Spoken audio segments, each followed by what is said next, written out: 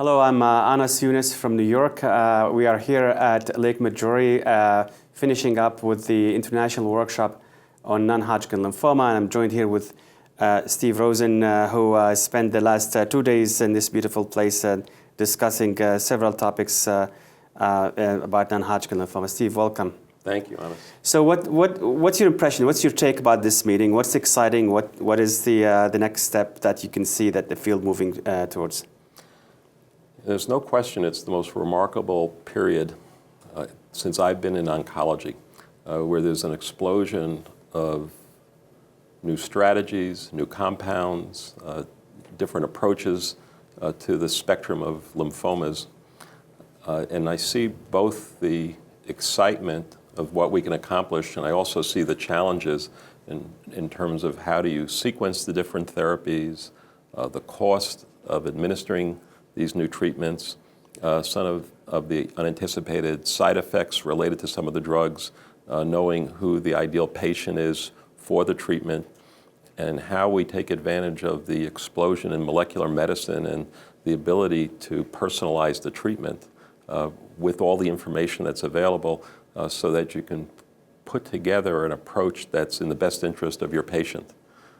So, I mean, in your capacity as a leading thought leader in the lymphoma field, what would be your priorities, let's say, next 5 years in terms of how to move the field forward? What would be the focus that you would like to see the community focusing on? From my perspective, it would be ideal to combine the molecular information related to a disease with therapies that are theoretically appropriate for that entity, and that we transition, as we have been transitioning, from treating everybody in a similar manner, recognizing a small percentage may benefit, to going to a more precise approach where just about everybody treated will have a positive result as a result of our understanding in advance what the abnormalities are in that tumor, and then knowing what therapies can apply to those abnormalities. What about immune therapy? Now we're hearing about that. We're moving from personalized medicine, looking at these old biomarkers, now to the era where we have a checkpoint inhibitors where they are offered to every single disease with some activity. How do you position this in the portfolio and the plans for lymphoid malignancies? Now, I find that fascinating because there's such a spectrum of immune approaches now available to us, ranging from monoclonal antibodies that target tumors to the checkpoint inhibitors, to CAR T therapy, to what is the equivalent of an in vivo CAR T, using BiTE therapy, also not forgetting non-myeloablative allogeneic transplants in certain settings. Again, the challenge is sequencing, how to put them together with related approaches or alternative approaches, focusing on what will be acceptable toxicity with maximum benefit, and hopefully with a reasonable expense. I think that part of the equation is becoming maybe the most complicated. And then we have challenges, and in particular your institution and my institution as freestanding cancer centers, that with alterations as a result of the Affordable Care Act, some individuals won't be able to come to our institutions for care because the insurance carriers are trying to narrow networks.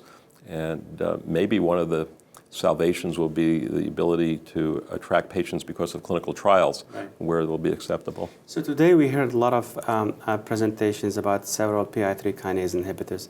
There are several BTK inhibitors and so forth. How do you prioritize these sort of like Me Too drug, the targeting the same target, but they have some differences in terms of activities and safeties? Yeah. How do you prioritize? You know, when someone comes to you, would you like to test this PI3 kinase? Which one do you pick and choose? I don't know if I'm sophisticated enough to make the right decision, but I know that I would look at the toxicity profile very seriously with the PI3 kinases.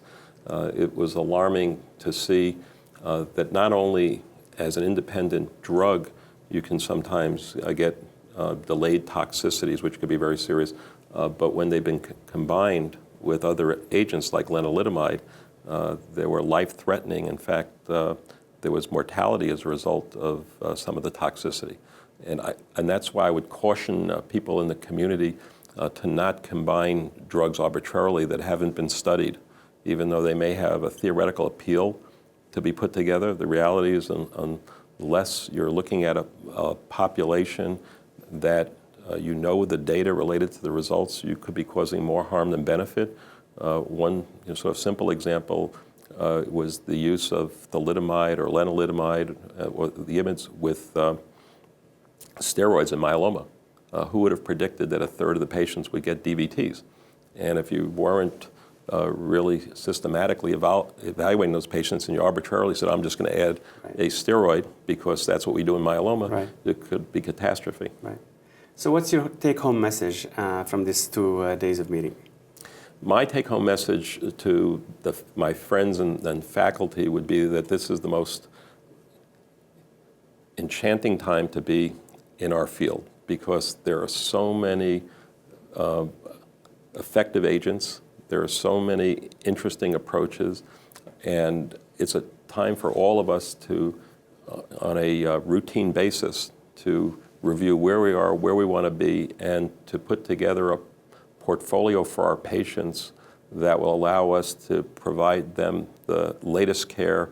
And the other reality is just about everybody we see with these diseases now, in the back of our mind, we think we're going to control it forever.